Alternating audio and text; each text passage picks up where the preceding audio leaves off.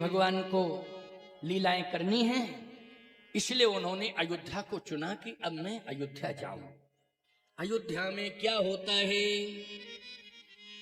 सब विधि पुरी मनोहर जानी, सकल सिद्धि प्रद मंगल खानी, सकल सिद्धि प्रद मंगल खानी, अवधपुरी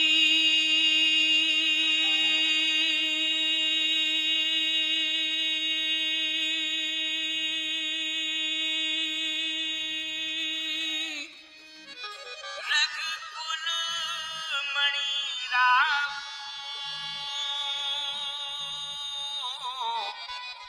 वेद विदित तहि दशरथ नाम, धर्म धुरंधर गुण निधि ज्ञानी, हृदय भगत मति सारंग पानी, कौशल्यादि नार प्रिय सब आचरण पुनीत, पति अनुकूल प्रेम दृढ़ हरिपद कमल विनीत। पति अनुकूल प्रेम दृढ़ हरिपद कमल विनीत, तीन महारानियां हैं, पट्टाभिषिक्ता महारानी तीन।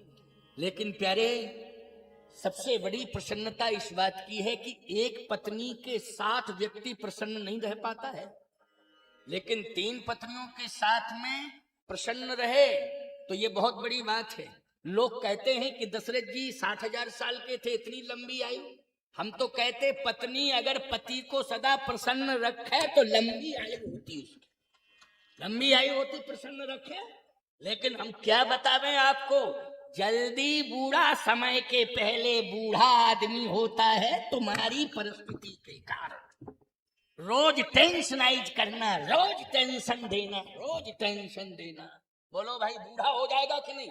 समय के पहले बूढ़ा हो जाएगा। इसलिए मैं कहता हूं कि अगर किसी को घी दूध नहीं मिलता है, फल नहीं मिलते हैं, पौष्टिक आहार नहीं मिलता है, कोई बात नहीं। अगर प्रसन्न मन से पत्नी का साथ मिलता है तो स्वस्थ रहता है, प्रसन्न रहता है। इसलिए प्रसन्न मन से पति का साथ दो।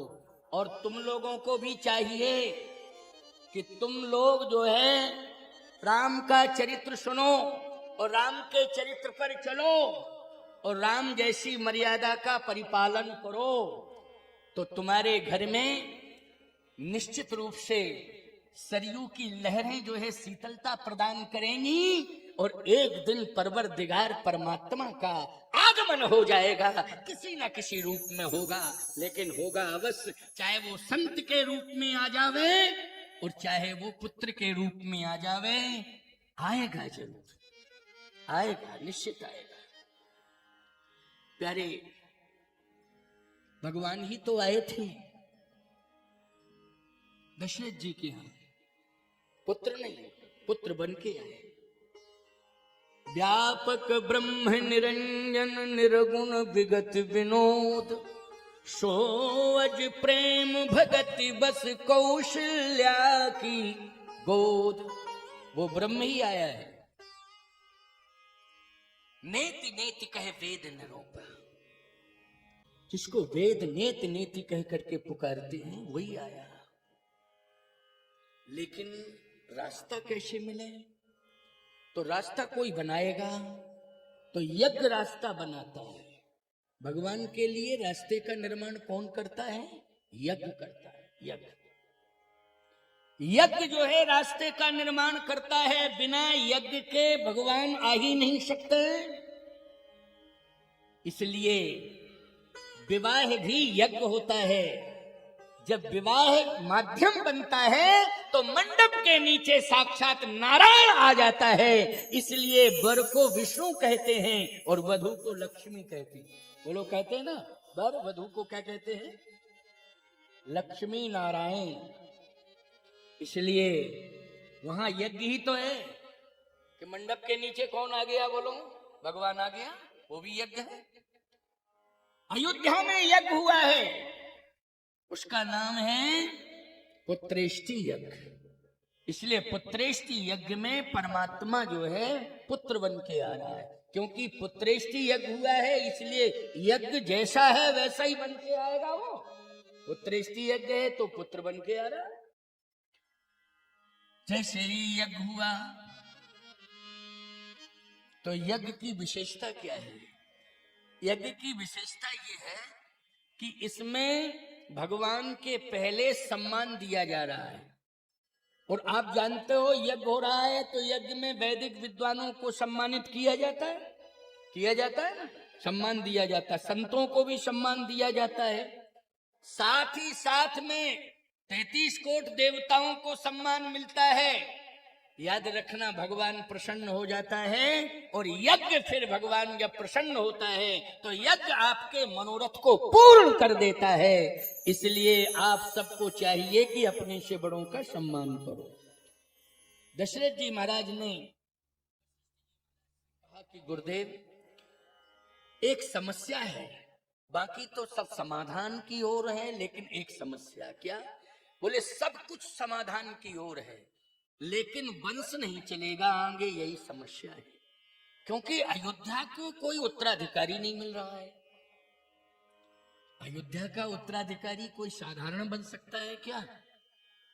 अयोध्या का उत्तराधिकारी कोई साधारण नहीं बन सकता है। अगर हरिश्चंद्र अयोध्या के उत्तराधिकारी बने थे प्यारे, तो उनको सत्यवान बनना पड़ा, सत्य के धरातल पर खड़ा होना पड़ा, और सत्य और धर्म के कारण उन्होंने अपने परिवार को भरे बाजार में बेच दिया था, काशी के बाजार में बेच दिया था। ऐसा वैसा उत्तराधिकारी नहीं मिला, हरिश्चंद्र सत्यवादी हो गया। बोलो, सत्यवादियों की लिस्ट जब बनती है तो पहला नाम आता है किसका?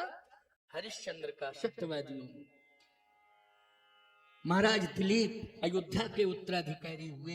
महाराज दिलीप अयोध्या के उत्तराधिकारी हुए तो अगर गौ भक्ति में पहला नाम आता है तो गौ भक्तों में महाराज दिलीप का नाम आता है। इसलिए दिलीप ने ऐसी गौ भक्ति की है। साधारण उत्तराधिकारी थोड़ी हो जाएगा अयोध्या का कोई। अब महाराज दशरथ भी हुए हैं तो याद रखना, दशरथ जी महाराज इतने बड़े आदर्शवादी पुरुष हुए हैं कि इन्होंने 1.25 करोड़ गौओं की व्यवस्था की है और 1.25 करोड़ गौओं का नित्य पूजन करते थे महाराज दशरथ। अयोध्या में इतनी बड़ी गौशाला, ब्रजभूमि में भी इतनी बड़ी गौशाला नहीं थी जितनी अयोध्या में सरजू के किनारे थी। 1.25 करोड़, वाल्मीकि जी ने बताया है, वर्णन किया, 1.25 करोड़ गौएं, इतनी बड़ी गौशाला। नित्य दशरथ जी जाते थे, पूजन करते थे और गौओं को ग्रास खिलाते थे। अब बताओ, 1.25 करोड़ को अपने हाथ से ग्रास रोज खिलाना है। अभी तुम लोग जो है अर्चन करते हो ना तो कहते हो थोड़ा रेस्ट दे दो पंडित जी, हाथ में दर्द होने लगा। घंटे 2 घंटे में तुम्हारे हाथों में कुछ है ही नहीं, पता नहीं क्या करते हो, हाथों में कुछ बचा ही नहीं है। हाथ में, अरे भाई अर्चन कर रहे हो, कहते थोड़ा रेस्ट दो। अभी सुबह हम आए थे ना तो वो कह रहे थे पंडित जी कि थोड़ा सा रेस्ट दे दिया जाए क्योंकि आपको तकलीफ होती है, थोड़ा सा अर्चन करने में, अभिषेक करने में हाथ दर्द करते हैं। हाथ दर्द करते हैं। दशरथ जी 1.25 करोड़ गौओं को ग्रास देते थे अपने हाथ से, तो संख्या कितनी थी ईमानदारी से बताओ? है दर्द होता था उनके हाथ में? नहीं। सुरपति बसाए बाहुबल जाके, इतनी भुजाओं में ताकत थी, लेकिन भुजाओं का बल अगर गया है तो कैकेयी के सामने गया। सब जगह जीते लेकिन पत्नी के सामने हारे, पत्नी के सामने। इसलिए याद रखना, सबसे बड़ी जीत घर से होती है और सबसे बड़ी पराजय मिलती है तो घर में ही मिलती है। सबसे बड़ी जीत घर में और सबसे बड़ी पराजय घर में। इसलिए माताओं, बहन, बेटियों, बार बार मेरी बात को सुनना पड़ेगा और मानना पड़ेगा कि पत्नी का धर्म कहता है कि पति के साथ सारथी बन करके रहे, रथ का पहिया कभी जाम नहीं होगा, मंजिल अवश्य मिल जाएगी, क्योंकि पत्नी सारथी बन जावे। इसलिए गृहस्थी रूपी रथ की अगर सारथी कोई है तो वो पत्नी हैं, इसलिए आप सबको सारथी बनना पड़ेगा। स्वयं प्रसन्न रहो और पति को प्रसन्न करो। घर में आए हुए मेहमान का सम्मान उचित हो जाए, वो प्रसन्न होकर के जावे। और समय समय पर ऐसे दिव्य आयोजनों में एक कलश यात्रा के साथ आपकी उपस्थिति जब विशेष हो जाती है तो अति प्रसन्नता संतों में भी आ जाती है और देवताओं में भी आ जाती है। यही कार्य उत्कृष्ट कार्य है। और आज हम देख रहे हैं कि भव्य कलश यात्रा के साथ में ये कार्यक्रम प्रारंभ हुआ, जिसमें लगभग कितने कलश बताए गए थे? 3100 कलश। इसके अलावा और संख्या थी। मैं तो नहीं था उस दिन, वीडियो मुझे दिखाया। मैं तो 15 को आया, 14 को फर्रुखाबाद की राम कथा पूर्ण की, 15 को यहाँ आ गया और यहाँ भी 21 को करूंगा, 22 को पहुंच जाऊंगा अनूपपुर अमरकंटक। मेरा सिस्टम ही चलता ही रहता है ऐसे लगातार। लंच मंच स्टेशन, अब स्टेशन पर तो कम ही जाता हूँ, अपने निजी साधनों से चलता हूँ, लेकिन बस यही मेरा सिस्टम चला आ रहा है। विष्णु चैतन्य भी बहुत व्यस्त व्यास है ये। हम क्योंकि जहां जहां हमारी कथाएं हुई हैं वहां वहां ये भी गए। उधर मध्य प्रदेश नर्मदा खंड में है ना, हमको वहां सूचना मिली, आप भी गए थे ना वहां। तो ये भी बहुत व्यस्त व्यास हैं। और सबसे बड़ी बात ये है, एक बात आपको बतावें कि संत बनना बड़ी बात नहीं है, लेकिन संत के साथ सरल बनना ये सबसे बड़ी बात है। ये बात है सबसे बड़ी, सरल बनना। संत सरल चित जगत हित जान स्वभाव शने। इसलिए इनके रोम रोम में सरलता के संस्कार हैं। इनके गुरुदेव ने, एक बार तो आपके गुरुदेव का भी दर्शन हुआ, वो कार्यक्रम में पहुंचे थे ना, वहां भी मेरी भव्य राम कथा थी, बड़े बृहद स्तर पर की गई थी। वहां महाराज पहुंचे, उनकी उपस्थिति हुई और लगभग मुझे लगता है कि 1-2 दिन बराबर वो कथा सुनने, 2-3 दिन आए। उनको कथा अच्छी लगी, 2-3 दिन कथा सुनने आए। तो वो संस्कार गुरुओं के रहते हैं, गुरुओं के संस्कार रहते हैं। इसलिए गुरुजनों की कृपा और संतों की कृपा और ये सरलता का बानर, ये आपको सुमेर के शिखर से भी ऊंचाइयों पर पहुंचाएगा। ये मेरा अंतःकरण का आशीर्वाद है। तो आइए सुनिए।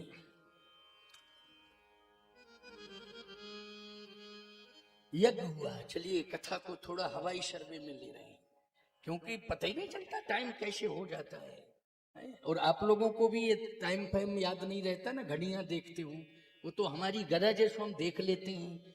क्योंकि तुम लोग तो आनंद ले रहे हो, पसीना तो मेरे निकल रहा है, आनंद तो तुम लोग ले रहे हो। चलिए कोई बात नहीं है, ठाकुर जी की यही इच्छा है। यज्ञ होम यज्ञ सदा होते रहते हैं, लेकिन पुत्रेष्टि यज्ञ ये अयोध्या में हो रहा है उत्तराधिकारी के लिए। उत्तराधिकारिता प्राप्त हो जाए श्री अवध को, इसके लिए पुत्रेष्टि यज्ञ कराया जा रहा है। क्योंकि दशरथ जी 60,000 वर्ष के हो गए हैं, इतनी आयु के बाद किसी के संतान नहीं होती है, लेकिन उत्तराधिकारी कैसे मिलेगा? ऐसी तपोभूमि, ऐसी सिद्ध भूमि, ऐसी भक्ति की भूमि, ऐसी संतों की भूमि, वहां वो सोनी पड़ी रहे, वो राज्य अनाथ हो जाए, उसे उत्तराधिकारी ना मिले, तो याद रखना धर्म को धिक्कारेंगे लोग। बोलो धिक्कारेंगे ना, धर्म को धिक्कारेंगे लोग। इतना धर्म कर्म सत्कर्म करने के बाद भी ये राज्य अनाथ हो गया, कोई चलाने वाला नहीं मिला इस राज्य को, ये बदनामी होगी। लेकिन नहीं प्यारे, यज्ञ में बड़ी ताकत है, संतों में बड़ी ताकत है, सदगुरुओं में बड़ी ताकत है। असंभव को भी संभव बना देते हैं, ऐसे संत होते हैं, ऐसा यज्ञ होता है। इसलिए आज यज्ञ कराया जा रहा है। संत सदगुरु श्री वशिष्ठ जी महाराज ने कहा, चिंता मत करो, उत्तराधिकारी मिलेगा मिलेगा मिलेगा। और ऐसा उत्तराधिकारी मिलेगा कि तुम्हारे राज्य का जो उत्तराधिकारी होगा, कालांतर में सभी राज्य समाप्त हो जाएंगे, लेकिन तुम्हारा राज्य बरकरार रहेगा, हर युग में रहेगा, हर युग में रहेगा, क्योंकि तुम्हारे राज्य के राजा राम होंगे। कौन होंगे? राजा राम होंगे। इसलिए अनाथों के नाथ, तुम अनाथ अनाथ कह रहे हो, लेकिन अनाथों के नाथ आएंगे तुम्हारा राज्य चलाने के लिए, तुम्हारे राज्य के उत्तराधिकारी बनेंगे, चिंता मत करो। इसलिए सिंगीर सही वशिष्ठ बुलावा, ओ पुत्र काम शुभ जग करावा, भगति सहित मुनि आहुति दीने, ओ प्रगटे अग्नि चरु कर लीने, जो वशिष्ठ कछु हृदय विचारा, सकल काज भासिद्ध तुम्हारा, यह अभी बात देहु नृप जाई, और जथा जोग जहीं भाग बनाई। दशरथ जी महाराज को वो प्रसाद मिला, महारानियों के पास जा रहे हैं, बांटेंगे और तीनों को देना है। जथा जोग जहीं भाग बनाई, वो कथा बहुत बड़ी है, उसमें बड़ा विस्तार है, समय का अभाव है, इसलिए कथा को आगे बढ़ा रहे हैं।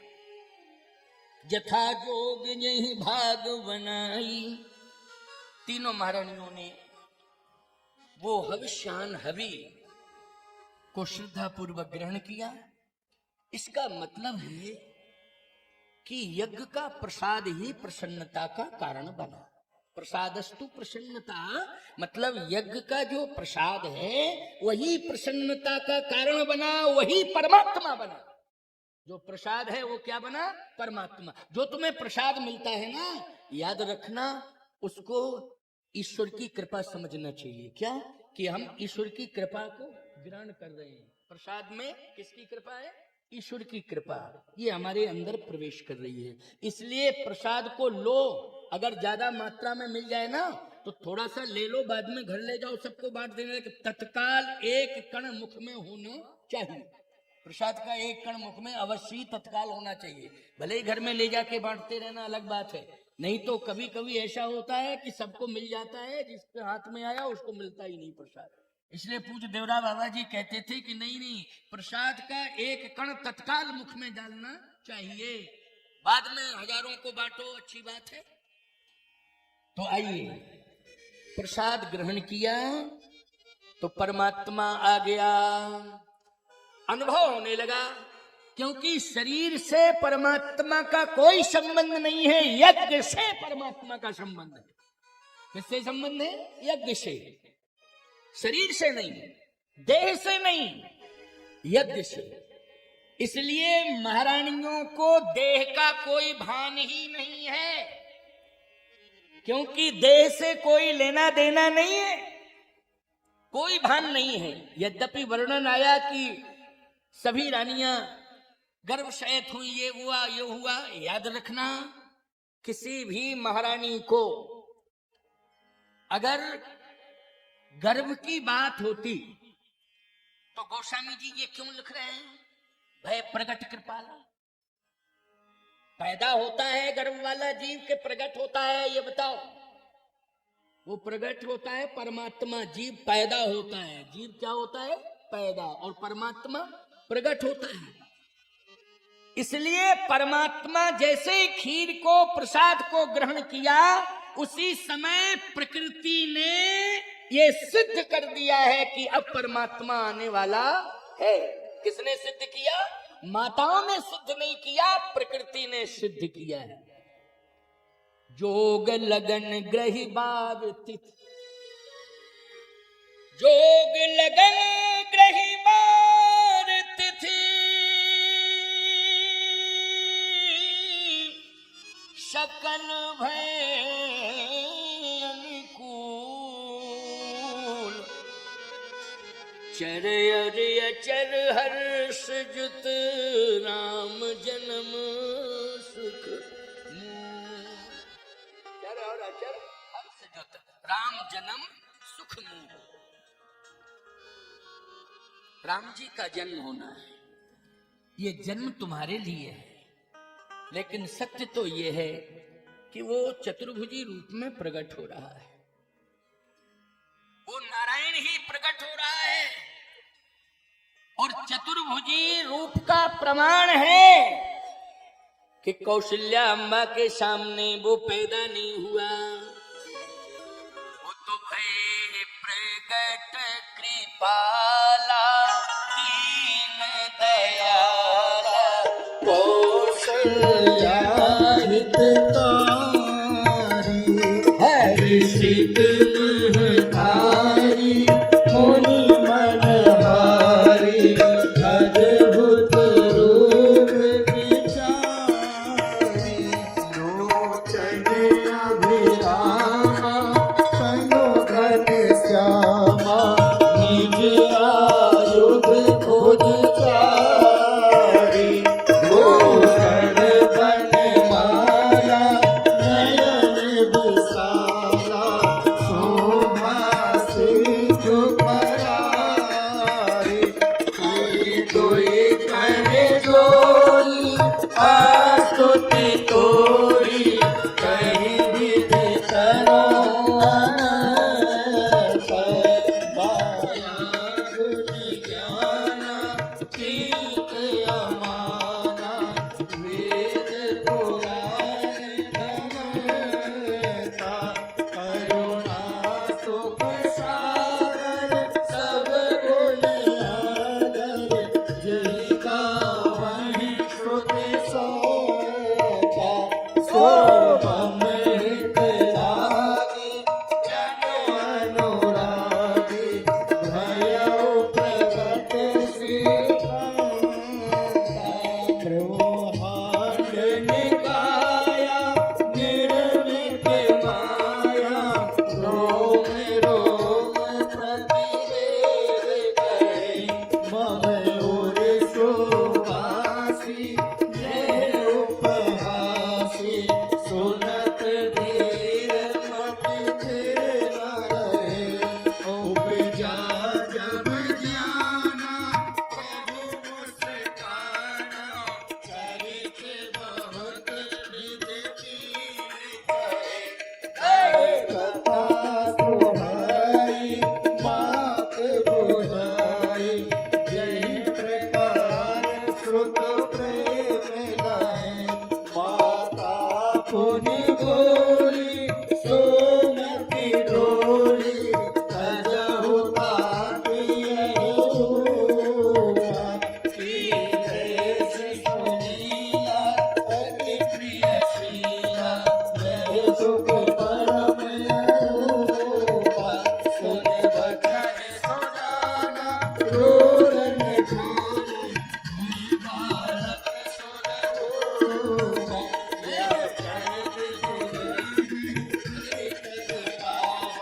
एक परहि भव तोहा जय चरित दिखावन हरि पद पावन एक परहि भव तोहा।